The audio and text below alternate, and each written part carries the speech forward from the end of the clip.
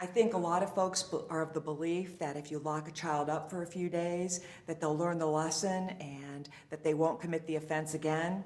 The truth of the matter is, and I believe the research supports the idea, that you will teach them a lesson. They'll learn from the other kids in the detention center maybe some of the things that we would rather they not learn. It's a very structured setting, but it's full of youth that have committed very serious offenses. And I think that when we put a status offender there, we actually are, it's a little bit of overkill for that kind of offense, and that it's really detrimental to a child's health or safety to be there. I think if most adults are honest with themselves, they would admit that some of the things that we would look at incarcerating children for if they commit status offenses are things that they likely did as children themselves.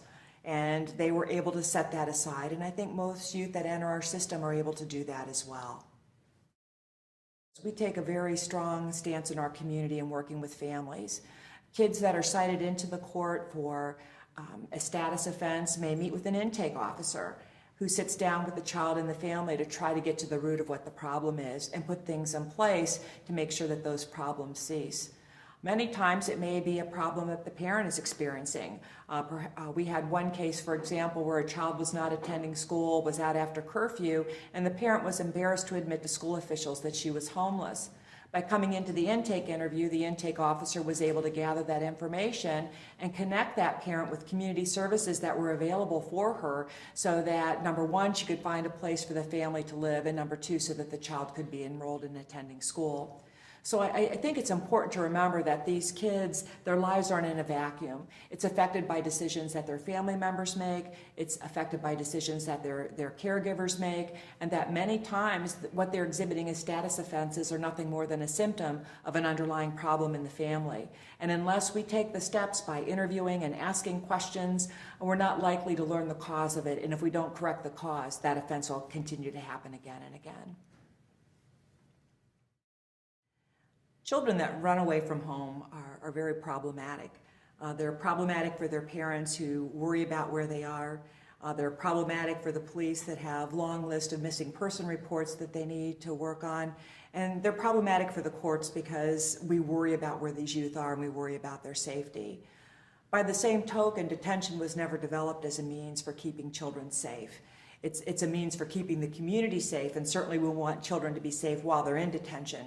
But detention centers were not built to keep kids from running away from home.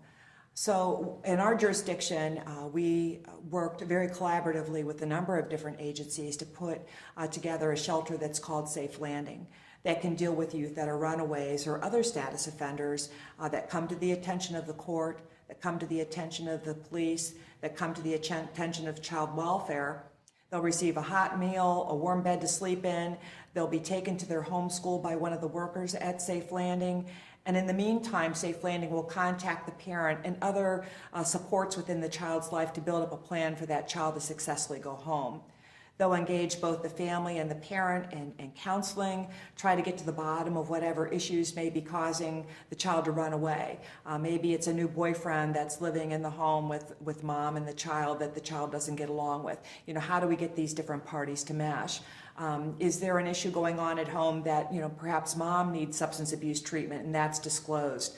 Perhaps they can direct them to help for that.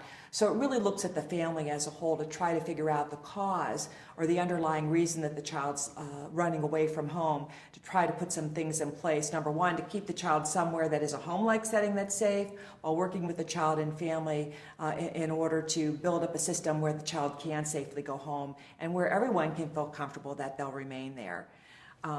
It's also, the Safe Landing is also a wonderful resource for other status offenders, low-level misdemeanants that come into our system, because it provides them, again, with a safe place without the detriment of being exposed to other youth that have committed much more serious offenses that are being housed in our detention center.